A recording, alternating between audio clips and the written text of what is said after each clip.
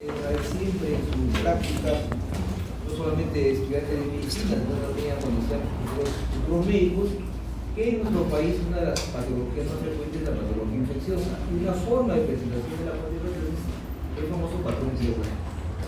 Igualmente, las enfermedades neoplásicas que están emergentes, también una forma de presentación van a ver que es el derrame pleural. También se le llama derrame pleural, también se le denomina efusión pleural.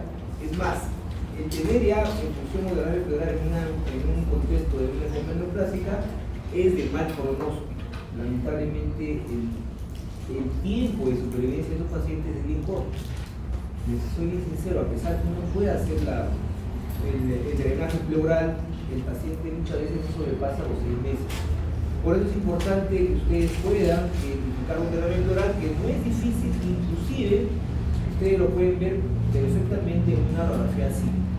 Ahora, el derrame pleural, si bien es cierto, ustedes podrían empezar solicitando una radiografía de tórax, un póster anterior. Lamentablemente, para poder tener traducción en el derrame pleural, por lo menos debe haber un promedio entre 200 y 250 mililitros en la proyección póster anterior o en la proyección anterior. Si ustedes solicitan una proyección, una incidencia lateral, podría ser de 50 mililitros.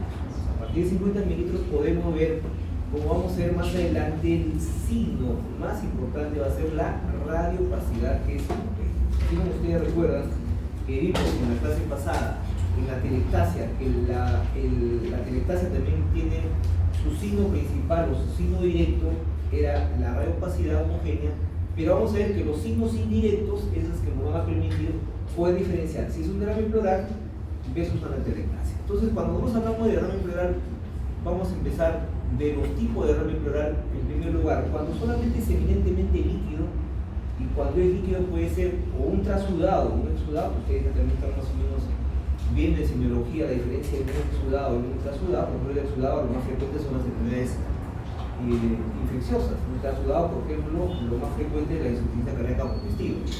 La insuficiencia cardíaca congestiva también me da derrame pleural. Cuando hay aire, lo vamos a denominar neumotórax. Neumo viene aire, tórax, aire dentro del tórax. Y cuando combinamos la presencia de líquido de aire, lo llamamos hidroneumotórax. Uno de los más frecuentes de los hidroneumotórax son los traumatismos. Un paciente que de repente tuvo un traumatismo, ¿no? La misma costilla a un árbol costal perfora el pulmón y también provoca pues sangre. La sangre va a ser el líquido y el aire, por la presencia de que, como ustedes saben, los pulmones están a presión negativa y el aire ingresa por el trayecto y por eso se convierte en un hidroneumotórax. El neumotórax y el hidroneumotórax son de consideración, pueden ser inclusive mortales. Por eso es importante que ustedes lo puedan reconocer. No es cosa complicada, porque el neumotórax lo vamos a visualizar como una radiolucidez o una radiotransparencia. A diferencia de derrame pleural, cuando es líquido, lo vamos a ver como una radiopacidad.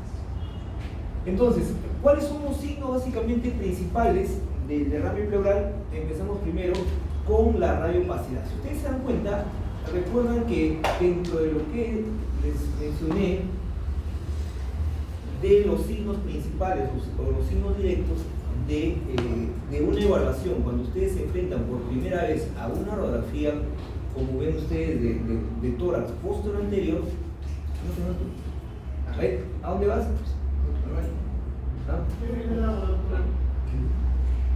Frank, a ver, ¿qué te llamó la atención?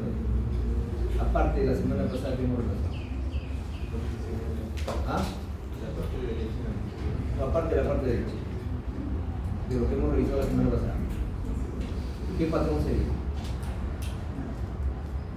O voluntario, les pongo un punto más en el examen. ¿Nadie levanta la mano? ¿Ah? ¿Qué patrón sería aparte del derrame pleural que acá vemos? ¿Ah? Condensación. Este es un patrón alveolar, la típica ala de mariposa. Ustedes se dan cuenta, está perfectamente acá las alas mariposas. Este paciente tiene una insuficiencia cardíaca congestiva.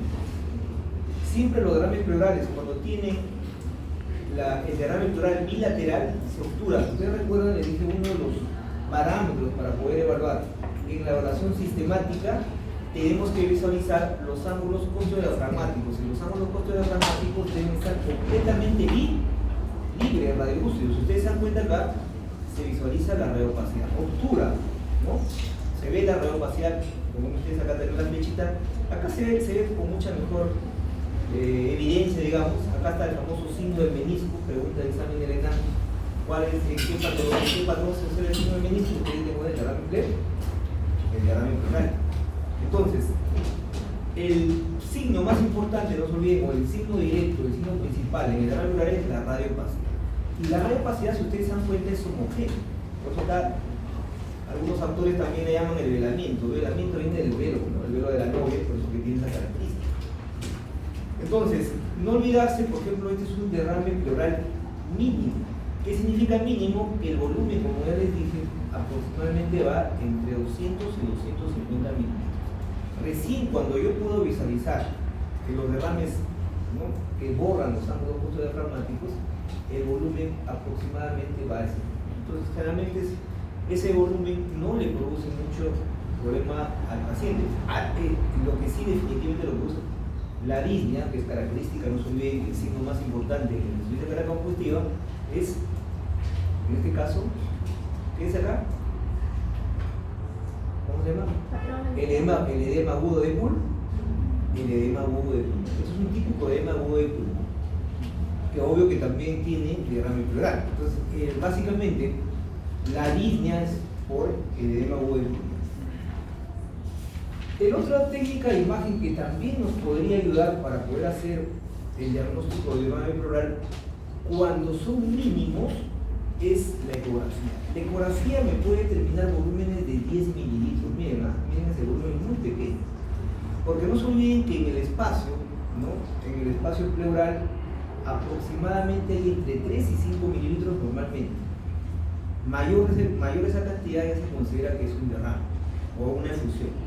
Entonces, si ustedes se dan cuenta, en la ecografía, es una ecografía en escala de grises, hay que siempre hablar con propiedad, ecografía bidimensional en escala de grises, si ustedes se dan cuenta, visualizan el pulmón. Por ejemplo, acá si ustedes se dan cuenta se ve el bronquio, miren el bronquio, un bronquio intermedio, acá está, ¿no?, para que tengan la referencia, los signos más significan que estoy en el bronquio, y en esta imagen que ustedes están viendo, esta área que se ve anecoica, siempre en ecografía el líquido lo vamos a ver anecoico, no se olviden, siempre en ecografía lo vamos a ver el líquido anecoico, como ven ustedes en la imagen.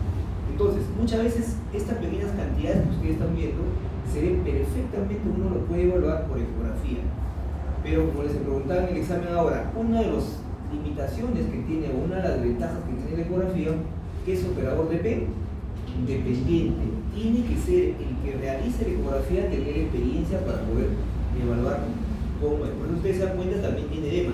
Y si ustedes se dan cuenta acá, también tengo como referencia dónde colocar el traductor. Está perfectamente, por ejemplo, de una paciente mujer, y el traductor se ha colocado, si ustedes se dan cuenta, aproximadamente en el reborde costal. Y ahí es donde yo identifico el derrame pleural. Entonces, la ecografía, como una de sus desventajas que tiene, es que me puede detectar volúmenes más pequeños. Pero más que la ecografía, que me identifica volúmenes, es la tomografía. Entonces, ustedes van a ver, miren por ejemplo acá, en este derrame pleural mediano, ¿no? Siempre yo les dije en la evaluación sistemática, cuando yo hago una lectura de una radiografía de tórax, tengo que poder identificar los semidiafragmas. Si ustedes se dan cuenta acá, miren, el diafragma del lado izquierdo se ve perfectamente. Acá ustedes se van a dar cuenta hasta la cámara gástrica. Y acá, ¿cómo se llama este signo? El signo de la silueta. ¿Qué significa el signo de la silueta? Que cuando dos estructuras que tienen la misma densidad, ¿qué densidad está acá? De las 5 densidades básicas, gracias, la densidad agua. Entonces, como tienen la misma densidad, sus bordes, porque acá sí se definía, si ustedes regreso por ejemplo a esta imagen, miren por ejemplo acá se ve muy bien el diafragma, obvio que en esta parte también tiene siendo la silueta, pero que acá no se visualiza, por eso que le hemos puesto acá en estas rayas para ver que más o menos a esta altura esté el diafragma. Por eso llamamos esto el borramiento del diafragma. Por eso que estamos acá hablando del signo de la silueta positivo. Entonces, como signo más importante, acá si ustedes se dan cuenta, tengo la radiopacidad. Y también, como ya les dije, parte también de la evaluación sistemática, tengo que ver los bordes cardíacos. Y en este caso, el borde cardíaco de la aurícula derecha que está acá, también está borrado. Si ustedes se dan cuenta, también tengo el signo de la silueta positivo. ¿Cómo se llama esta estructura que ustedes están viendo acá? Esta es la cisura la cisura mayor. ¿Por qué vienen a la clase? Cisura mayor. Y la cisura mayor lo puedo visualizar. Entonces, ¿por qué yo no puedo decir que esta imagen viene a ser una telectasa? ¿Ven qué me dice? Porque sí cumple también el criterio de la radiopacidad, como vimos en la clase pasada. También es una radiopacidad homogénea. ¿Ah? Si ustedes se dan cuenta, ya los derrames pleurales medianos desplazan algunas estructuras que están contiguas. Por ejemplo, si ustedes se dan cuenta, el corazón está desplazado ligeramente hacia el lado contrario. En cambio, la telectasia, el desplazamiento, como ya les dije, ¿cómo era? El desplazamiento era hacia el lado donde está la lesión. Y si ustedes se dan cuenta acá, no está desplazado. Porque también más o menos puedo decir que si bien es cierto, la tráquea está un poco central, está un poco más arriba, la tráquea, si ustedes se dan cuenta, está en su posición. Hemos dicho que cuando la tráquea es un signo muy importante cuando también se puede desplazar hacia el mismo lado de la lesión o hacia el lado contrario de la lesión. Entonces, por eso es importante que... Otra cosa que también puedo decir, porque si bien es cierto, no veo el diafragma, en la telectasia debería elevarse, ¿no? Pues acá aproximadamente, entre comillas, digamos, no se eleva. Entonces, como signo principal, repasando acá, vemos la radiopacidad, que es completamente homogénea, que es el signo más importante en el derrame pleural. Y este es el derrame pleural visualizado en tomografía computada. ¿En qué ventana está? ¿Cómo te vas tú? Ahí. ¿En qué ventana está la tomografía? Ahí, Romina, ¿en qué ventana está? No me hagas quedar mal. Ah, fuerte. Mediastinal. No puede ser parenquimal porque no lo veo bien el parenquima. Esta es una ventana mediastinal. ¿Con contraste o sin contraste? ¿Quién me dice? Es con contraste, porque tengo que siempre ver los vasos, y siempre me ubico yo en la aorta. Acá está la aorta descendente, miren. Y la aorta descendente se visualiza bien hiperdensa. Vengan a las clases. No, bien, las clases son claras. La próxima vez que no vengan a las clases, voy a pasar lista el 30%, ya hemos quedado con el de escuela, porque no vengan a las clases para que sean rápidos. Por eso estamos quedando mal en los exámenes de ENAS. Ya nos es exigido que vengan todos a las clases. Así que por favor vayan a pasar lista. El alumno que no tiene más del 30%, automáticamente se va a la plaza. Entonces, en la ventana mediastinal, porque yo en la ventana mediastinal lo puedo visualizar mucho mejor. Entonces miren cómo lo veo el derrame. El famoso signo del menisco, miren acá. El signo del menisco. Es un derrame bilateral. Y siempre yo voy a comparar, no se olviden, que los músculos siempre se considera isodenso. El aire no se olviden hipodenso. El derrame tiene más densidad que los músculos. ¿Qué me dice? ¿Tiene más densidad o es igual? ¿O es mayor? Es menor. Entonces son imágenes hipoedensas. Más o menos en ese rango, porque no se olviden, una de las ventajas que tiene también la tomografía computada es que puedo medir con las unidades Hammond. Puedo medir yo con las unidades Hammond, en honor a Hammond, que introdujo por primera vez el tomógrafo. Entonces, el líquido aproximadamente debe estar entre 0 y 10 unidades Hammond. O sea, está justamente en la densidad. Entonces, el derrame pleural lo puedo caracterizar muy bien yo con la tomografía. No tiene pierde la tomografía. No se olviden, si algo que ustedes deben dominar, y siempre insisto, es tomografía y eco, porque son técnicas de imagen que siempre ustedes lo van a ver. Son técnicas que no van a desaparecer. Yo ya tengo más de 50 años, de estudiante de medicina, que empecé a ver imágenes primera tomografía, recuerdo, en el año más o menos 90, hace muchos años, y me acuerdo que ya, miren, la tomografía ha mejorado, su tecnología ha crecido tanto, ¿cómo podemos nosotros poder ver con tanta resolución, con las ventajas que podemos verlo en diferentes planos? Jamás lo van a poder ver ustedes estos derrames con la radiografía simple. ¿Por qué? Porque acá este derrame pleural no debe tener más de 100 mililitros, no más de 100 mililitros.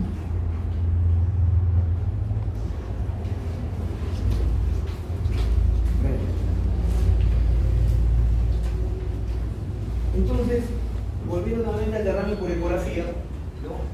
Como ustedes ya van a ver acá, y el masivo es más fácil todavía de identificarlo, ¿no? El masivo, miren acá, estos derrames pleurales definitivamente el paciente está muy disneico, está con mucho dolor pleurítico, no se olviden, uno de los signos característicos del derrame pleural también es el dolor pleurítico. A eso también se le llama el pulmón blanco, ¿no? Los americanos le llaman el white bloom, ¿no? El white black, pulmón blanco. Y acá es muy interesante, ¿por qué? Porque volviendo también, porque el pulmón blanco también puede ser por una atelectasia. Y si ustedes se dan cuenta, les dije que siempre uno debe mirar la tráquea. Cumple el criterio de la radiopacidad, del signo de la silueta positivo, tanto, ¿no?, borrando los márgenes de la aurícula derecha, el diafragma el derecho. Pero si ustedes se dan cuenta, miren, la tráquea está desplazada hacia el lado contrario. ¿Por qué? Porque como hay presencia del líquido, el líquido por efecto de masa desplaza la tráquea. Miren cómo desplaza la tráquea. Si fuese una atelectasia, la tráquea estaría desplazada hacia el lado donde está la radiofase. Pero esto es algo no. Y observen también, miren el ventrículo izquierdo. Este es el ventrículo izquierdo, como casi tiene contacto con la parte costal. Entonces, obvio que también el ventrículo, en otras palabras, toda la silueta cardíaca, el corazón, está desplazado también hacia el lado contrario. Entonces, este es un derrame pleural masivo. Más o menos, si uno empieza a hacer el drenaje pleural, uno tranquilamente puede sacar hasta 5 o 6 litros de líquido vena. Esto lo veo muy frecuente yo por los pacientes que tienen cáncer de mama, cáncer de pulmón. Y nunca se olviden, cuando tengan ustedes ese tipo de radiografía, que no es difícil de verlo, cuando ustedes vayan al segundo esto lo pueden ver y lo pueden identificar, no es una cosa difícil. Siempre tienen que hidratarlo al paciente, porque ustedes le sacan el líquido, se va a shock, a su shock, se puede morir. Entonces siempre tienen que hidratar, ¿no? Por eso es importante que no se olviden de poder reconocer tanto, y yo se les dije en la clase pasada, estas dos clases que les voy a hacer, que ya dice la una, son muy importantes para su formación. Siempre son preguntas de exámenes, ya sea en el ENAM, el examen del sentado médico. Yo que siempre cuido los exámenes del ENAM, toda la vida vienen preguntas de laboratorio. Y una de las preguntas que siempre viene es del derrame pleural, porque yo mismo hago las preguntas para los bancos. Y observen ya en la ecografía, acá está el pulmón, miren la ecografía mucho más reciente, ¿no? Y observen, miren el derrame, siempre el derrame líquido lo va a ver anecoico. Y miren cómo el hemidiafragma lo está desplazando hacia abajo. En otras palabras, en los derrames pleurales que son ya masivos, el hemidiafragma no asciende como una atelectasia, sino desciende por el efecto que tiene. Por eso que ustedes se dan cuenta acá, descenso del hemidiafragma, está perfectamente. Y el derrame pleural que es masivo. Miren cómo el pulmón está de menor de tamaño. Y muchas veces, cuando son derrames pleurales masivos, el paciente también le produce una atelectasia, como hemos visto en la práctica esta semana, ¿no? Los derrames que son así masivos comprimen, por las atelectasias generalmente son compresivas, obstructivas y laminares. Las más frecuentes son las compresivas, como en este caso. Comprimen tanto así el pulmón y le producen una atelectasia. No se olviden que la atelectasia significa colapso pulmonar, el pulmón se colapsa. Y miren, justamente acá viene la imagen. El derrame pleural, la hipodensidad, como ya hemos visto, es hipodenso, ya les dije, ¿no? Siempre comparo con el músculo, miren los músculos, los rectos anteriores, acá está el estuche de los rectos, ¿no? Y su densidad es menor. Por eso siempre uno debe comparar. Las imágenes para siempre mirar. Comparo, ¿no? Está con contraste, me ubico. Miren la aorta que está al otro lado. La aorta, normalmente la aorta descendente debería estar a este lado. Miren cómo el gran derrame que tiene. ¿Qué me ha producido? ¿Cómo se llama esta acá? La una atelectasia compresiva. Y las atelectasias siempre lo vamos a ver, ya les dije, como una reopacidad o también como una hiperdensidad. Como ven ustedes acá. La hiperdensidad de la tomografía. ¿Qué ventana es esta de acá? ¿Ah? ¿Tú cómo te llamas? Yes. ¿Percy? Yes. Ahí Yeso. ¿Qué ventana de la tomografía? La mediastinal. Mediastinal. Una ventana mediastinal. ¿Está con contraste sin contraste? Con contraste, porque lo veo bien hiperdenso la aorta. Siempre me ubico en la aorta o también en las cavidades. Acá está justamente, miren, lo que les decía, desplaza. ¿Qué desplaza? Desplaza en medias el mediastino. ¿Qué está desplazando acá el corazón? Acá están las cavidades. Tenemos que ver muy bien porque lo está desplazando. O en otras palabras, este paciente puede hacer ¿qué puede hacer? Una falla acá, una falla cardíaca. Entonces un derrame pleural así masivo es importante que ustedes tienen que hacerle el drenaje pleural, porque si no el paciente no se muere por el derrame, se muere por la falla cardíaca. Y la otra, que también es importantísimo que ustedes lo puedan reconocer, ya no lo vamos a ver como una radiopacidad, sino vamos a verlo como una hipertransparencia o como una radiopacidad. Entonces, como les comentaba, la causa más importante, no se olviden, de los neumotórax y el más peligroso que es el neumotórax, atención, es los traumas. Los médicos que no están preparados por iatrogenia también hacen neumotórax. Una de las más frecuentes cuando uno coloca los catéteres venosos centrales, ¿no? En su intento de colocar en la vena cava superior, perforan el pulmón, y ahí me produce también un neumotórax. Por eso es importante que ustedes sí. Entonces, ¿cuáles son los signos más importantes del neumotórax? Vamos a ver, ella acá. Observen acá. Miren, ya no veo el pulmón de estas características, sino miren acá el pulmón, lo veo, el campo pulmonar, ¿cómo lo veo? Radio transparente. Y por primera vez lo voy a poder ver lo que normalmente no podemos ver la pleura visceral. Ahora sí ya lo logro visualizar. Miren la pleura visceral. Miren esta línea que ven ustedes, porque todo esto que ven ustedes es el pulmón. El pulmón que se ha colapsado. ¿Por qué? Por un traumatismo, ¿no? Aunque acá lo veo los arcos costales normales. Aquí ve la causa. Puede ser también atrogenia, como les dije. Y el signo más importante, no se olviden, es la radiotransparencia. Los signos indirectos, miren acá, ¿se acuerdan que les dije el hemidiafragma está en su posición normal? ¿Qué vemos acá? Miren el hemidiafragma, ¿se ha descendido? Los espacios intercostales, ¿cómo ven ustedes los espacios si ustedes comparan? ¿Cómo lo ven? ¿Están más ampliados? ¿Por qué? Porque hay presencia de aire. ¿Se dan cuenta? Miren los espacios. ¿Está bien o no? ¿Qué más ven? El mediastino se ha desplazado hacia el lado contrario, porque hay presencia de aire. Entonces este paciente, a la larga, si no se le hace el tratamiento debido y rápido, va a tener un neumotórax atención. ¿Qué significa eso? Que también me produce a la larga falla cardíaca, porque comprime los ventrículos, sobre todo el ventrículo izquierdo. El ventrículo izquierdo, de lo que está su fracción de eyección más del 65%, cae. Entonces el paciente puede entrar shock y se produce un shock cardiovascular. Y por eso es importante que ustedes reconozcan un neumotórax de atención. Miren acá, por ejemplo, este sea un neumotórax, o sea, acá está empezando el neumotórax, atención, acá ya definitivamente se produjo el neumotórax. Miren ahora la diferencia. Acá todavía, en esta imagen que ustedes se dan cuenta, se ve todavía parte del parénquima pulmonar. Pero acá, miren, solamente ha quedado el famoso muñón pulmonar, chiquito, ¿no? Y lo puedo visualizar muy tenuemente la pleura visceral. Esta pregunta me viene en el examen. Si algo que en el segundo examen pregunto mucho es atelectasia, derrame pleural, neumotórax, porque esto es fundamental que ustedes lo conozcan. Parte de la competencia de mi curso, los alumnos que van al final, si no me saben dejar, porque otras cosas tienen que saber. porque no es difícil que ustedes lo reconozcan. Por la trascendencia, por la importancia, porque pueden ustedes salvar vidas al paciente. Y los médicos estamos para salvar vida a los pacientes, no para otra cosa. Igual lo mismo, la radiotransparencia, que es homogénea, si ustedes se dan cuenta bien, se lo ve bien negrito, bien radiotransparente, bien radiolúcido. Comparen, no hay trama vascular, acá no hay vasos, ustedes se dan cuenta, no veo por ningún lado vasos.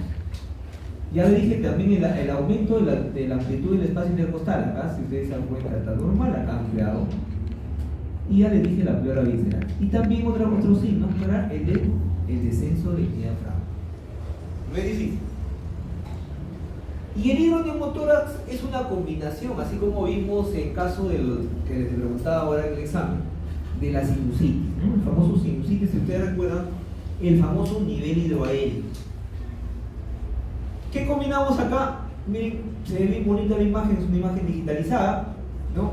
La radiotransparencia, el número 1, el neumotórax, se ve más radiolúcido, comparen con el lado, hay ausencia de trama, no se ve los vasos, ustedes en acá se ven los vasos, miren, acá no hay vasos, se ve más negrito si quieren, o más radiolúcido. El nivel hidroaéreo y la radiopacidad homogénea, o sea, combina el derrame pleural y el nemo, por eso llamamos hidroneumotórax. Estos también son bien complicados, ¿sabes? Uno de los más frecuentes de los hidroneumotórax es la tuberculosis en nuestro país. ¿Por qué? Porque la tuberculosis generalmente forma bulas, forma cavernas, y eso perfora, ¿no? Y también a la larga produce el cuello exudado, por el mismo proceso inflamatorio, entonces me produce esta típica imagen de acá igual. Desplazamiento. Ustedes agreguen los signos indirectos, desplazamiento, el signo de la silueta, el descenso de la... Acá si ustedes se dan cuenta se ve ligeramente el diafragma, ¿no? O sea, está descendido el diafragma izquierdo. Luego pasamos al patrón vascular, ¿no? El patrón vascular, la ventaja que lo vamos a ver en la siguiente clase, cuando hagamos cardiovascular, que es uno de los capítulos, uno de mis favoritos, por la trascendencia también de cardiología. Pero que ustedes tienen que saber dominar la fisiopatología de sistema cardiovascular y sistema pulmonar, y ustedes agreguen el sistema urinario, se nos sabe más del 90% de la medicina, porque realmente es así, ¿no? Todo se explica de las enfermedades conociendo perfectamente estos tres sistemas. Entonces el patrón vascular lo vamos a ver, si bien es cierto, muchas de las patologías son causadas por patologías, ustedes se dan cuenta, cardíacas, pero también me puede dar por patología pulmonar. Por eso que vamos a volver a repetirlo cuando hagamos sistema cardiovascular. Entonces, ¿cómo yo voy a poder identificar mi patrón vascular? Con los signos, cuando se acuerdan que les dije, yo evalúo, por un lado, los dos destacos, y segundo, viendo la característica del patrón pulmonar vascular. Porque recuerdan, le dije, tenemos que ver los campos, el ABCDF, ¿se acuerdan que era los campos pulmonares? Entonces, los 4 subpatrones, digamos, dentro del patrón vascular, pregunta que siempre viene en los exámenes, el año pasado vino el examen del ENAM, el examen del ENAM vino justamente la plétora pulmonar, son los 4 que ven ustedes acá. La plétora, ¿por qué se caracteriza la plétora? Lo vamos a ver por qué. La hipertensión pulmonar arterial, también llamada precapilar, importantísima porque es causa de muchas enfermedades cardíacas. La hipertensión venosa postcapilar, una de ellas es la insuficiencia cardíaca congestiva, la más frecuente, ¿no? Vamos a ver ahí uno de los signos claves, que es la que la semana pasada vimos, las líneas B de Kerley o las líneas A de Kerley. Y por último, la oligoemia pulmonar. La oligoemia pulmonar, que lo vemos mucho en patología congénita. La plétora y la oligoemia son patologías que lo vamos a ver ustedes cuando hagan pediatría, lo vamos a ver mucho en patología congénita, pediátrica. Entonces, cuando nosotros hablamos de plétora significa abundante, ¿no? Si ustedes se acuerdan un poco de la sinonimia, plétora significa abundante, ¿no? Como Pantagruel, ¿se acuerdan la obra de Pantagruel, ¿no? De Rabelais hablaba mucho de la plétora, la abundante, mucho comida. Entonces, en la plétora, las patologías, la pregunta era la comunicación interventricular, ¿en qué patrón o subpatrón lo podemos ver? La respuesta era la plétora pulmonar. En otras palabras, se ven generalmente en cortes circuitos. O también, si ustedes recuerdan, cuando llevaron embriología, en la persistencia del conducto arterioso. y como ustedes saben, se cierra aproximadamente después de los 6 o 8 meses. Pero cuando persiste me causa la plétora. Entonces la plétora lo voy a ver de la siguiente manera, en la siguiente imagen que ustedes están viendo.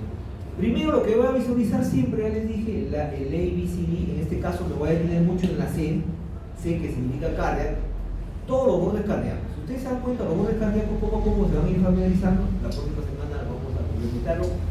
¿Qué ven ustedes acá? El borde cardíaco está completamente aumentado su convexidad. ¿Qué viene a hacer esto? En la aurícula derecha. No se olviden que en una radiografía posterior anterior lo que visualizamos es la aurícula derecha, y acá la aurícula derecha está mucho más pronunciada. ¿Qué más lo que voy a ver en la plétora? Voy a ver, como hay una mayor presión por los mismos cortocircuitos, lo que voy a ver acá va a ser lo que llamamos la redistribución vascular. Si ustedes más o menos se ubican, miren acá, en esta imagen, un poco retrocedo, los vasos normalmente, por gravedad, por el tema de la evolución que tuvo el hombre desde que empezó a erguirse, los vasos siempre en las bases se van a ver de mayor calibre. Y normalmente, se les dije en la clase pasada, en los ápices normalmente no lo visualizamos los vasos, y eso es por la gravedad. Entonces, ¿qué significa la redistribución vascular? Que se invierte. En los ápices y en las regiones supraclaviculares, los vasos lo vamos a ver de mayor calibre. A eso se llama el patrón. Miren, si ustedes se dan cuenta, lo puedo ver acá los vasos, miren. Se ven de mayor calibre, se ven como una línea radiopapas. A ese signo se le llama la redistribución vascular. Pregunta de examen: la redistribución vascular, ¿en qué patología lo vemos? Pregunta de examen del representado médico. Entonces, ¿qué más veo acá? Que la prominencia de la arteria pulmonar. La arteria pulmonar también, si ustedes se dan cuenta, lo vemos de mayor convexidad. ¿Por qué? Porque en la plétora hay un aumento, si ustedes recuerdan por la fisiopatología, de la arteria pulmonar. La arteria pulmonar recibe mayor presión de sangre, por eso que también la arteria pulmonar aumenta, como ustedes en esta imagen, que no se van a olvidar. Observen la arteria pulmonar. No, miren acá, ¿qué técnica de imagen está acá? ¿Ah? ¿Una tomografía o una resonancia? Y si es una tomografía y una resonancia, ¿por qué? ¿Por qué es una tomografía y una resonancia? Ahí vamos por acá, ¿no? ¿Es una tomografía o una resonancia? Nada. ¿Están haciendo sus prácticas ustedes? ¿No? Uno ve tomografía, otro ve resonancia. Ahí Omar, ¿no es Omar? Mi delegado. Ahí Omar, resonancia o tomografía. ¿Ah? Fuerte. No se te escuche. Esta es una resonancia. Es una resonancia magnética. No se olviden que la resonancia magnética es el gol estándar para patología cardíaca congénita, o sea, paciente pediátrico, por el tema de la reacción. No lo puedo visualizar acá muy bien, como ya les dije, pues en la tomografía tengo que verlo muy bien, la cortical lo veo perfecta. Y esta es una resonancia ponderada ¿en qué secuencia? ¿T1 o T2? En T1. Porque si ustedes se dan cuenta, acá está el canal medular, y el canal medular, si fuese T2, se vería hiperintensa. La resonancia magnética ponderada en T2, el líquido se observa hiperintenso, acá lo veo hipointenso. Y esto viene a ser un cuerpo vertebral. La médula ósea ponderada en T1 se visualiza hiperintensa. Igualmente la grasa. Acá miren, acá ven ustedes la aurícula derecha, esta es la aurícula izquierda, y esta es la famosa comunicación, el famoso defecto de tabique interauricular. Hay un tabique interauricular. ¿Y qué me produce? Si ustedes se dan cuenta, miren cómo se han dilatado los vasos. Como ya le dije, el signo de la redistribución vascular. Entonces, con una resonancia magnética, obvio que esto también lo puedo parar muy bien con la eco. La próxima semana que vamos a eco, vamos a pasar a eco, una técnica excelente en cardio. No hay nada mejor esa técnica. Ahora que he visto una de mis trabajadoras que le hemos pedido una eco, está con problema ya de cardíaco, ¿no? Y no hay mejor que técnica para poder ver muy bien el corazón que la eco, ¿no? Entonces, luego pasamos a la hipertensión arterial pulmonar. Vamos a ver, miren acá, poco a poco es obvio, la idea que ustedes lo lean. Miren, esta es una imagen mucho más reciente, ¿no? ¿Por qué se caracteriza la hipertensión arterial pulmonar? Por el aumento de la presión a nivel de la arteria pulmonar. La presión en cuña es muy alta. Obvio que el gol estándar de la hipertensión pulmonar es la tomografía ocultada, tiene que ser un contraste. Y igual tengo que medir yo las presiones en cuña, ¿no? Con un catéter, que se llama el catéter Son-Ganz. No recuerdo todavía cuando como estudiante de medicina lo medíamos en los perros. Antes las prácticas las hacían por los perros, ahora pues, no puedes tocar un perro, no te vas a la cárcel. Las prácticas eran en perros, como 50 perros teníamos que en la práctica, para poder hacer todo esto y poder medir la presión en cuña, que esa es la mejor forma de poder medir. Más de 25 milímetros de mercurio, estamos hablando ya de hipertensión arterial pulmonar. Y ¿por qué digo yo? Porque si ustedes se dan cuenta, también en la arteria pulmonar, cómo está aumentada su publicidad. Yo les comenté en la clase pasada que los cilios, básicamente en la radiografía simple, lo vamos a visualizar muy bien los cilios. ¿Y qué se visualiza? La arteria pulmonar. Por eso acá, mira, cilio aumentado de diámetro. ¿Quién es esa? La arteria pulmonar. En este caso, la arteria pulmonar va a ser la arteria pulmonar derecha. Este será la izquierda. Y a diferencia de la distribución vascular en la plétora, acá lo que voy a ver es el espasmo de los vasos periféricos. Como hay un aumento muy significativo a nivel de las arterias pulmonares. ¿Qué significa espasmo? Que los vasos ya lo veo de menor calibre. Por eso que yo veo una hipertransparencia, porque los vasos se ven, como se dice, pues, muy tenuemente. Al contrario que en la distribución vascular lo vemos con mayor facilidad. Y también observen la arteria lobar inferior, por eso miren los vasos proximales están dilatados. Esto se llama el famoso signo de Pruning, pregunta también del examen del estado médico. El signo de Pruning significa la poda, ¿no? Como cuando usted, el jardinero poda el gras, ¿no? Entonces, ¿por qué poda? Porque acá no vemos vasos, ¿no? Si es que lo vemos su diámetro muy reducido. Entonces la hipertensión pulmonar no viene que ser. Y el buen estándar, ¿qué técnica de imagen es esto nuevamente? Una resonancia, muy similar, ¿no? ¿Qué secuencia pondrá? P1, porque si ustedes se dan cuenta, miren la grasa acá, la grasa de los rollos, ahí para que no se olviden, miren, se ve bien hiperintensa, la grasa mediastinal bien hiperintensa, el canal medular se ve hiperintenso, si fuese una ponderante 2 lo veríamos Intenso también. Y observen el diámetro de las arterias pulmonares. Miren qué interesante. Normalmente en el mediastino, esta es una ventana también mediastinal, si ustedes se dan cuenta, en el mediastino la aorta debe tener casi el mismo diámetro. A este nivel debe tener más o menos 3 centímetros de diámetro la aorta. Y la pulmonar debe estar 2.5 hasta 2.8 centímetros. Observen la arteria pulmonar principal. Lo triplica el diámetro de la arteria de la aorta. Lo triplica. Entonces acá a ojo esto lo puedes ver hasta ciego. Definitivamente este es una cantada, como decir, por eso yo siempre le digo, con imágenes ya, con mis años que tengo, yo puedo hacer diagnósticos sin saber ningún síntoma. Yo puedo decir, este paciente tiene por las imágenes. Obvio que uno lo corrobora muy bien con la clínica también. Entonces, la característica, si ustedes se dan cuenta bien, la dilatación de las arterias.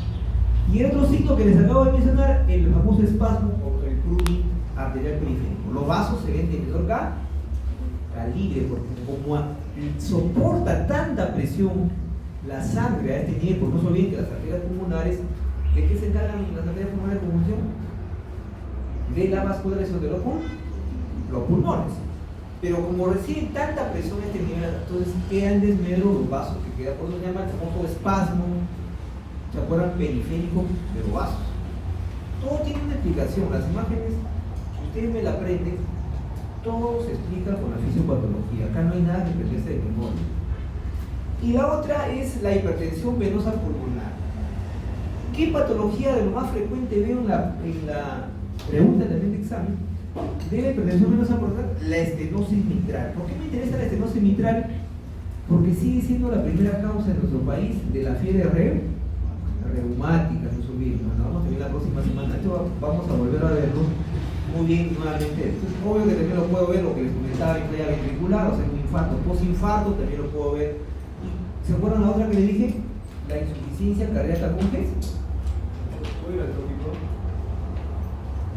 La insuficiencia cardíaca congestiva, que es otra de las que me da este tipo de patrón. Entonces acá, ¿se acuerdan ustedes? Le dije los famosos, las líneas BDKR. O sea, el tema de la línea de BDKR no solamente lo voy a ver en el patrón intersticial, también lo puedo ver yo en la hipertensión venosa pulmonar. No se olviden, como regla mnemotécnica, la línea de BDKR lo veo en la base. Las líneas de CDKR lo veo paracardíaca, de C de cardia, acá como ven ustedes. O sea, siempre se van a ver como radiopacidades lineales. Por ejemplo, como ven ustedes acá, miren, es bien bonita la línea BDKR, ¿no?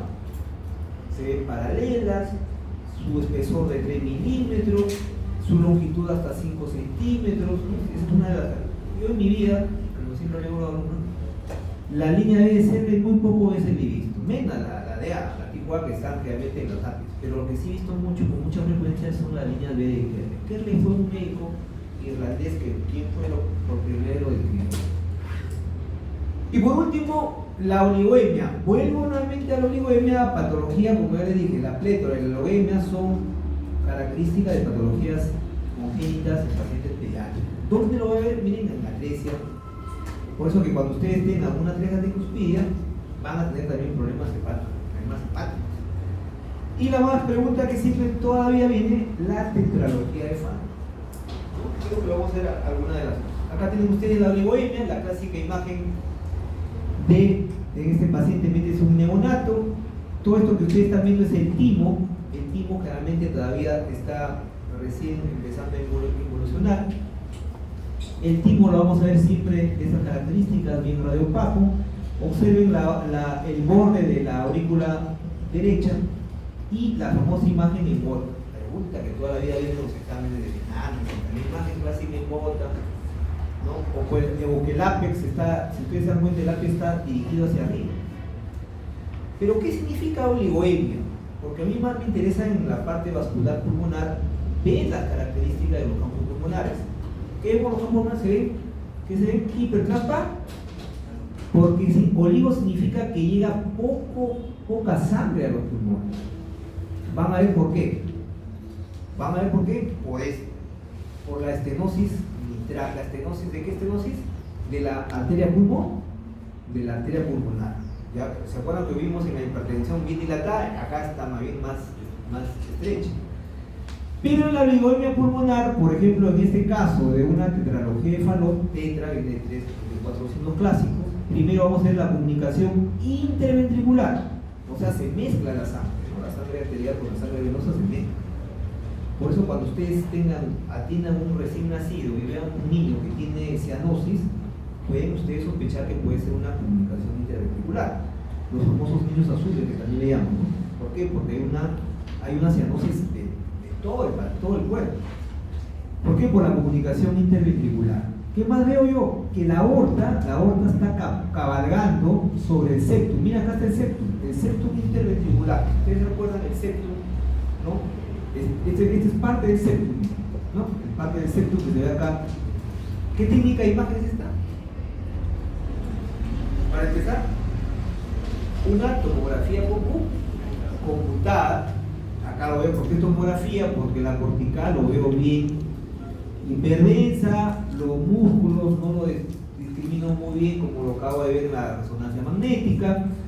¿Qué más? Veo muy bien también las estructuras que ustedes están viendo, está con contraste, es un contraste ya más tardío, no está, en las otras que ya hemos visto está un contraste muy precoz, que también se le llama la fase arterial. Este se llama una fase tardía. Entonces ustedes están viendo acá las cavidades y otro signo clásico que también se ve en la oligoemia pulmonar es la hipertrofia ventricular de derecha. Miren acá el espesor, miren del ventrículo, de su pared. Miren acá el ventrículo derecho. Normalmente el que bombea más es el ventrículo izquierdo, por eso que el músculo tiene mayor grosor, ¿no? Miren acá, es al contrario, por eso se llama una, RB significa right ventricle, ¿no? O sea, el ventrículo derecho. Entonces, hay hipertrofia. Y el otro signo es, ¿qué era el otro signo? La estenosis de la arteria pulmonar. Creo que no lo tengo acá, sino la próxima semana. Acá está. La estenosis también se llama una hipoplasia. Miren la arteria pulmonar. La aorta que está en su diámetro normal y miren la arteria pulmonar. Ahora sí está completamente con su diámetro disminuido.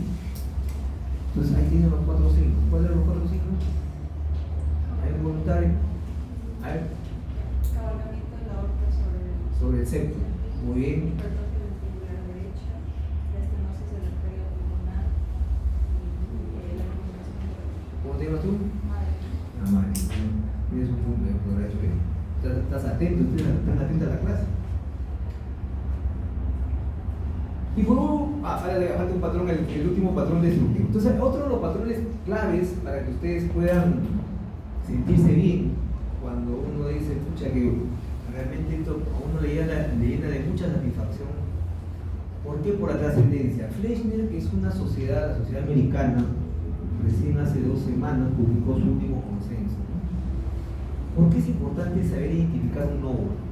Los nódulos, actualmente por el tema del cambio climático, que todavía mucha gente fuma, el tema también de la biomasa, ¿no? Cada vez aumenta el cáncer de pulmón.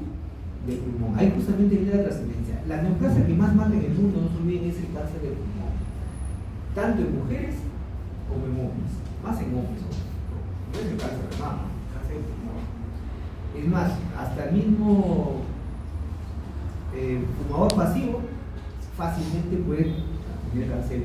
Entonces ahí justamente viene la trascendencia de poder ustedes identificar primero el nódulo. Vamos a ver que el nódulo, no se olviden, según las clasificaciones de Fleischner, es, a uno ya les he adelantado con mis alumnos, va entre 2 y 30 milímetros. O sea, máximo se considera nódulo hasta 30 o 3 centímetros. Mayor de 3 centímetros se denomina más. Y eso es una cosa interesante, ¿no? Porque cuando el arreto es cuando es único. Por eso se llama el famoso nódulo pulmonar solitario. Entonces esos nódulos son terribles, ¿no? Lo vemos todo, yo lo veo todos los días en neoplasias. Por eso que ustedes se dan cuenta, hay una calculadora también, una calculadora que con la inteligencia artificial, ¿se acuerdan que le dije en la primera clase de la inteligencia artificial? Que se ha metido también hay imágenes. Que ni siquiera con la inteligencia artificial, cuando son nódulos indeterminados, yo puedo decir, este es maligno o benigno. Mi experiencia de tantos años tampoco no puedo decir. Yo puedo acertar hasta el 90% más o menos mi tasa de éxito. 10% falla. Por eso que muchas veces tenemos que hacer biopsia. Porque miren, cuando es más de 3 centímetros, ya el cáncer se vuelve de mal pronóstico. Por eso justamente no es que es un capricho. Los anatomopatólogos dijeron 3 centímetros. ¿Por qué 3 centímetros? Porque más de 3 centímetros el paciente después ya viene mal pronóstico. Menos de 3 centímetros el paciente se puede operar. Miren la trascendencia del nódulo. Entonces, cuando acá se me ha ido, normalmente es más acá se ve el 30, obvio. Y también puede haber, obvio, múltiples. Ahí es más fácil. Cuando son múltiples, uno entra en metástasis. Como sucede mucho en el hospital, metástasis de cáncer de mama, metástasis de páncreas, metástasis de colon, o sea, siempre el pulmón es una de las regiones que más da metástasis. Entonces, siempre me va a interesar a mí, ¿no? Poder caracterizar. La palabra correcta se llama caracterizar. Entonces, ustedes se dan cuenta acá, me la aprenden, que no es difícil, ¿no? Miren acá, como le dije, no tengo que tratar. Esto, ¿no? La evaluación sistemática, la caracterización. Como vemos, sí. Entonces, siempre yo tengo que tener estos, por ahí no salga, sale por otra puerta. Estos parámetros, ahí por favor, ¿qué pasa? Pero supuestamente ustedes tienen clase, ¿no? No, pero tenían clase conmigo. Ustedes son de grupo 1. Pero ¿por qué tienen que tener clase? Puede hablar con el profesor, pero no puede citar al profesor en una clase de donde estamos. La última vez, ¿no? voy a hablar con el profesor de inmuno, porque no puede ser posible. Ustedes están en la clase de biología, no están en la clase de inmuno. También igual. Entonces, cuando yo voy a caracterizar una determinada lesión, tengo que tener ciertos parámetros. Y una cosa importantísima que ustedes nunca deben olvidar, que cuando tengan un nódulo, o lo refieren o lo hacen seguimiento, porque muchas veces no pueden tener la posibilidad de un lugar donde no tienen tomografía, porque la otra opción es también la tomografía. El tiempo de duplicación. Las lesiones que son malignas, el tiempo de duplicación es mucho más rápido que cuando son benignas, porque esto de acá es un poco que digo. Entonces, ¿qué se ha hecho con inteligencia artificial? Un poco que también lo discuto mucho con los residentes. Con inteligencia artificial se ha visto 3 parámetros que sí o sí son claves para decir que es benigno o maligno. Primero vamos a ver con alguna imagen, me voy a ir poco a poco explicando, ¿no? Por ejemplo acá, cuando tienen ustedes este nódulo, si ustedes lo miden, tiene menos de 3 centímetros, si ustedes se dan cuenta, también es un nódulo muy pequeñito, radiopaco, ¿se acuerdan del signo elemental que vimos la semana pasada? Se caracteriza por la radiopacidad de radiopaco. Sus bordes son regulares, ustedes se dan cuenta, bien definidos, está localizado en la región iliar, en este caso el caso bien simple es del lado derecho, el lado izquierdo, es único, no tiene calcificaciones internas, no tiene cavitación, por eso que si ustedes se dan cuenta la radiopacidad es completamente homogénea, miren. Si tiene estas características, lo más probable con una calculadora y con la clínica, si ustedes, porque muchas veces puede que pacientes, si ustedes están localizadas casi cerca al bronco, el paciente va a tener tos, o puede también tener hemopisis. ¿Y por qué tiene hemopisis? Porque el paciente, ¿no? Esto comprime algún vaso, y ahí justamente va el paciente, porque la tos no le pasa y se preocupa más por la sangre. Entonces, caracterizando puede ser un adenoma. O sea, un adenoma significa que es benigno. Pero, de los que son intermedios, que siempre también el motivo de preguntas en los exámenes son los amartomas. Si ustedes se dan cuenta, el amartoma también es un nódulo, pero ya su radiopacidad, ya su densidad, disculpen, ya no es homogénea, es heterogénea. El amartoma se caracteriza porque la densidad puede tener, hay grasa, hay calcificaciones, hay tejido sólido. Si ustedes se dan cuenta, por eso se le llama también la forma de la palomita de maíz. Ustedes han comido las palomitas, tienen diferente forma, o digamos, su estructura. Por eso que el amartoma tiene diferentes densidades. Y en la tomografía computada, el famoso amartoma que ustedes no están viendo acá, miren, ¿no? Esta es una tomografía computada también, con contraste, está en una fase tardía, pero miren las calcificaciones. ¿Por qué sé que son calcificaciones? Porque tiene la densidad cálcica, tiene la misma densidad, si ustedes se dan cuenta acá, de la cortical. Y también tiene áreas que son hipodensas, que es grasa. Entonces este es un típico amartoma. Los amartomas son las lesiones benignas más frecuentes de los nódulos pulmonares orbitales, independientemente de que sea benigno o maligno. Entonces, si ustedes le hacen seguimiento mientras no tenga ningún síntoma, es mejor no tocar. Si el paciente tiene sintomatología, cirugía. Pero como ustedes tienen características de benignidad, a diferencia, esta de acá. Lo que les comentaba, por inteligencia artificial, los 3 signos que me orientan la patología benigna, por ya estudios de millones de radiografías simples o de tomografías, uno es los bordes, nunca se olviden, así como vimos, ¿se acuerdan del osteosarcoma que les preguntaba en el examen? Que el típico triángulo de Codman, las imágenes espiculadas, voy a tener si ustedes se dan cuenta, los bordes espiculados. Entonces, el primer signo que me dice, que me predice la palabra más correcta, de que este es maligno son los bordes. Esto ya está demostrado. Los bordes cuando tienen estas características. Segundo, que sean sólidos, no tanto así como el amartoma. Si ustedes recuerdan acá el amartoma miren, se ve es sólido. En cambio esto es más es susólido. Los susólidos, ¿cómo sé que es susólido? Por su densidad y porque también lo puedo medir las unidades Hansfield. Y tercero, la distorsión que tiene la imagen. O sea, si ustedes se dan cuenta, es muy distorsionado, es muy irregular, no es homogéneo. Y ustedes agregan, obvio, la cola pleural, ¿no? Ahí también la cola. ¿Qué significa la cola pleural? que ya se contactó con la pleura, y si se contactó con la pleura, ¿qué me produce? Derrame pleo, y el cáncer se diseminó. Acá lamentablemente ya no hay nada que hacer. Cuando ustedes tienen alguna vez esta imagen de la bola pleural, lamentablemente ya no hay nada que hacer. Y si ustedes se dan cuenta acá también, los malignos tienen ausencia de calcificaciones, como el caso que vimos en la hematoma que benigno, sí tiene calcificaciones. Y observen esta tomografía computada, ¿en qué ventana está? En ventana pulmonar. Volvemos nuevamente. Los bordes que son espiculados, vienen completamente espiculados, la famosa cola pleural, y no ven ustedes lesiones satélites, como vamos a ver ahorita en la tuberculosis, que es otra de las patologías que tienen que saber, ¿no? Porque en Perú importa tuberculosis, hay mucha tuberculosis en nuestro país, y sigue creciendo, sigue la tuberculosis sigue multiresistente. Entonces, siempre vamos a ver la hiperdensidad, como dije, la más irregular, mucha distorsión, que el signo que me predice malignidad, los bordes espiculados que predice malignidad. Claro, este no es un subsólido, este es sólido, este es un nódulo pulmonar sólido. Entonces, miren, carcinoma broncogenio, el cáncer de pulmón. Ya tiene su cola pleural. Este paciente ya no se opera,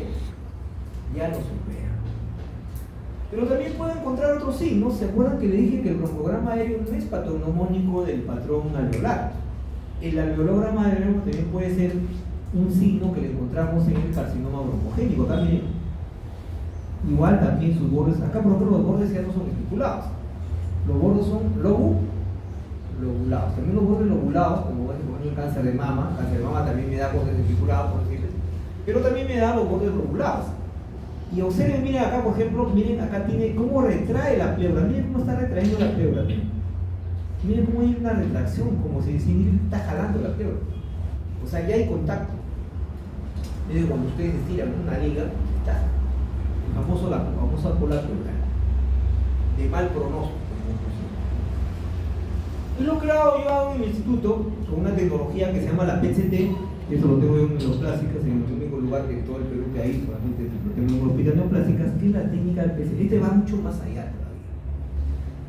Si estas imágenes que ustedes están viendo solamente son estructurales, morfológicas, anatómicas, porque eso es así, la técnica de la PET-CT, que ven ustedes acá, me da una información ya más bioquímica, más celular, mucho más. Veo, lo que estoy acá valorando básicamente es el consumo de la glucosa. Y las células neoplásicas, las neoplasias generalmente tienen un alto consumo de glucosa por su alta tasa de mitosis que tienen, porque son tumores que son muy vascularizados y están completamente reproduciéndose, su mitosis es muy alta, entonces necesitan más energía. ¿Dónde lo consiguen? De la glucosa, del ciclo de Krebs. Acá lo que ustedes están viendo es el ciclo de Krebs, la parte bioquímica. Cuando ustedes tienen una lesión así, que acá lo ven ustedes también en la tomografía, esta es la PET, esta es la CT, en un solo estudio puedo yo valorar la parte también, no solamente anatómica, que me da la parte, la localización mucho más exacta, la caracterización que acabamos de ver, pero ya la PCT me da la parte molecular, ¿no? Entonces a lo largo del curso vamos a ver mucho PET. Tienen ustedes el privilegio que esto no les enseña en cualquier universidad, ¿no? Y los nodos múltiples que ven ustedes, cuando yo tengo metástasis hay que tener un ojo. Por ejemplo, miren, acá tengo una metástasis, acá tengo otra, acá tengo otra, acá tengo otra, acá tengo otra. Entonces hay que tener un ojo, acá tengo otra. En una radiografía, y miren cómo lo puedo ver yo en una... ¿Qué corte es este de la tomografía? Coronal. Coronal, este es un corte coronal.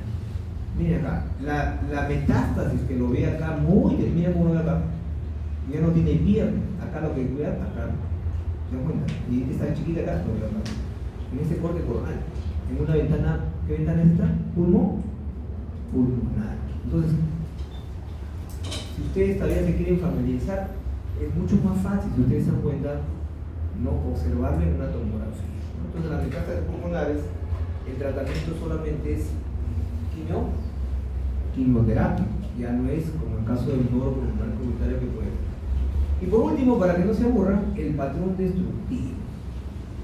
El patrón destructivo, la enfermedad representativa, no se olviden, es la tuberculosis. También se le llama, ¿no?, la famosa típica de la caverna. ¿no? Igual tengo que también hacer el estudio sistemático, y acá algunas diferencias. Ahí está, justamente le hemos puesto como la enfermedad más frecuente, más predominante, en la tuberculosis. También el patrón destructivo me va al carcinoma, los abscesos, el quistidativo, que todavía no lo podemos erradicar en nuestro país por el tema de nuestra cultura todavía, sobre todo en nuestra serranía del centro. Y también lo vamos a ver la bronquiectasia, que es la más difícil de valorar. Hay que tener un buen ojo para poder. No le voy a preguntar nunca en el examen porque no es fácil identificar una bronquiectasia. Lo veo en la bronquiectasia cuando ya está un poco ya severa. Entonces, el patrón destructivo, la típica tuberculosis. Observen, ya veo la caverna, ¿no? Veo sus paredes que son delgaditas, esa es la característica que tiene, por eso que rápidamente contagia con la tos. Veo el famoso nivel hidroaéreo acá. O sea, tengo dos densidades, densidad de la reopacidad, sus bordes son irregulares. Acá tengo, miren, una telectasia, esta es la famosa telectasia laminar. Las atelectasias laminares son por cicatrización, se cicatrizan, pero parte de la inmunidad, ¿no? Pero hay zonas, como en este caso, esta tremenda caverna, y tiene también lesiones satélites, pequeñitas. Entonces, una tuberculosis bilateral. Tremenda tuberculosis. Estas tuberculosis son bien difíciles de curar, ¿no? Bien difíciles. Lamentablemente el paciente muchas veces abandona el tratamiento porque hay que tratar por 6 meses, tomar isoniazida, rifampicina, tambutol y iracilamida, pues bien complicado porque también complica el hígado. Abandona, el Ministerio de Salud pues, sigue con sus programas. Cuando ustedes sean seroministros, ahí me van a dar razón. Y lamentablemente pues bien difícil de curar la tuberculosis. Se ha vuelto multidrogo resistente, así que cuando ustedes vayan al hospital, por favor, coman bien, porque si no, gratuitamente se van a llevar los que van a los de Mayo, a la Almenara, que son las zonas donde más tuberculosis hay. Pero no se olviden que la Victoria es la región, y igualmente el Callao, que tiene más tuberculosis después de quién, de la India. En nuestro país no importa tuberculosis, no se olviden. En Estados Unidos no hay mucha tuberculosis, ya los latinos, los hispanos ya tuberculosis. Entonces, estoy atrasando. Entonces acá tienen ustedes ya la tuberculosis. Miren, recién he diagnosticado ayer una tuberculosis activa con tomografía, de manera el paciente, ok, está ahí con los demás pacientes conversando, está que dispara Mycobacterium tuberculosis. Cuando ustedes tengan este tipo de imagen, estas se llaman las imágenes en brote, en tuberculosis, en la tomografía. Entonces, tenéis una ventana para imaginen acá las flechitas que me están señalando. La caverna típica, ¿no? Y también en la caverna, sus paredes, recuerdan que le dije que son finas, hiperlensas, ahí está el nivel hidroaéreo. Se llama caverna porque hay aire y hay líquido, ¿no? Pero esta imagen, cuando ustedes vean así, se llama el árbol del brote, como si estuviese brotando una plantita, ¿no? ¿Esto qué significa? Que la tuberculosis está aquí, activo. Este paciente pues altamente contagio, así como los pacientes que eran los COVID-19, ¿no? Los supercontagiadores, algo así parecido. Y en caso del carcinoma broncogénico también me da el patrón destructivo, pero la diferencia tiene igual su nivel hidroaéreo, ¿no? Zonas radiolúcidas, radiopacas, pero sus paredes, si ustedes se dan cuenta, son gruesas sus paredes. Es una diferencia muy importante que las paredes, a diferencia de la tuberculosis, que las paredes generalmente son finas, no siempre, son finas. Acá en el patrón, en este caso el carcinoma broncogénico, las paredes lo vamos a ver completamente. ¿Cómo se llama el profesor de inmunología? Porque claro, ustedes están en clase de biología, no es que es nuestro. Bueno. Entonces acá, si ustedes se dan cuenta, tengo el nivel hidroaéreo. Tengo 3,5. Tengo el nivel hidroaéreo y también, si ustedes se dan cuenta, vuelvo a repetir, la pared que se ve completamente gruesa. Es una cosa importante. Por ejemplo, acá yo no veo lesiones satélites. La tuberculosis, por lo que les comentaba, van a ver generalmente también lesiones satélites. Por ejemplo, acá en el carcinoma broncogénico no veo lesiones satélites. ¿Doctora Sánchez va a hacer la clase? Ah, bueno. ¿Va a hacer la clase usted? Porque no, se me había ido la hora, ¿no? 3:30 recién. A ver, 5 minutos más. No se preocupe, doctor. Cinco minutos. Esperar afuera.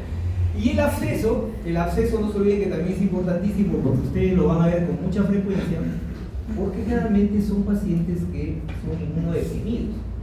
Uno de los gérmenes más frecuentes, no se olviden, de los abscesos es el Staphylococcus aureus. También puede ser la Klebsiella, la Pseudomonas, los anaerobios me dan esta típica imagen como ven ustedes. Igual, parece que fuese un carcinoma broncogénico, ¿no? Por lo que muchas veces, acá sí es importante la clínica. En un absceso, por ejemplo, no hay pérdida de peso. En el carcinoma broncogénico que acabamos de verlo, el paciente pues baja de peso significativamente. Yo lo veo todos los días, pacientes que tienen cáncer de pulmón, y uno de los signos clásicos que no hay, es bien raro la hemoptisis en los abscesos. En los abscesos generalmente ¿qué hay? Es punto purulento. Pero si ustedes ven que hay hemoptisis, oye, este paciente puede tener cáncer. Baja de tos, doctor, he bajado mucho de peso. Miren cómo está mi ropa, ya no me queda muy flojo. Le toman ustedes una radiografía, ¿me entienden? O lo vemos en el famoso nódulo que acabamos de ver, o lo vemos en el proceso. Y en la tomografía computada, también igualmente, como ven ustedes en esta ventana pulmonar, miren la pared se ve completamente gruesa, bien gruesa, ¿no? Bien gruesa, ¿no? Se ve perfecto. Entonces es muy importante saber por eso la pared gruesa.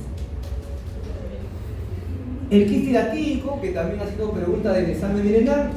El quiste hidatídico, miren, van a ver ustedes la masa, ya vimos que la masa mayor de 3 centímetros, siempre la radiopacidad, miren sus bordes se ven completamente regulares, no como vimos en el cáncer de pulmón que se ven los bordes de pico, acá se ven muy regulares. Y el famoso signo de camalote, pregunta el examen del ENAM del año 2019, antes de la pandemia, porque yo estudié el examen. El signo de camalote, ¿en qué patología lo ven ustedes? Lo ven en quiste hidatídico. Pero el quiste hidatídico cuando es cumplir, o sea, este quiste que ustedes están viendo, por ejemplo, cuando ustedes tienen la suerte de algún profesor de cirugía le lleva a operar a un quiste, tiene que tener mucho cuidado, porque si el quiste se rompe entre la cirugía, disemina y se complica la cirugía. Pues acá, miren, ya se ha roto el quiste, ¿no? Pues el quiste camalote es este de acá, el signo de camalote. Se ve como una reopacidad como ustedes. Y obvio que las paredes, ¿cómo son las paredes? Son finas y irregulares, completamente.